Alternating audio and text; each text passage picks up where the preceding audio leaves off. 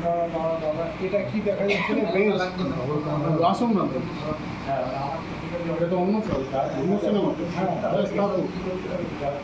Rolling আস্তে action. Yes madam, এটাই তো স্বাভাবিক। আমরা আমাদের প্রত্যেক ছেলে মেয়েদের নিজেদের মতো করে মানুষ করে দিই, আর যে যার সাধ্য মতো কেউ ব্যারিস্টার, কেউ জজ, কেউ ডাক্তার, কেউ ব্যবসা বাণিজ্য করিয়ে আমাদের ছেলে মেয়েদেরকে সুপ্রতিষ্ঠিত করে দিই। ইয়েস ইওর অনার, শেষ বয়সে একটু সুখের আশা, বাবা মা তার ছেলে পেছাও, তাই তো?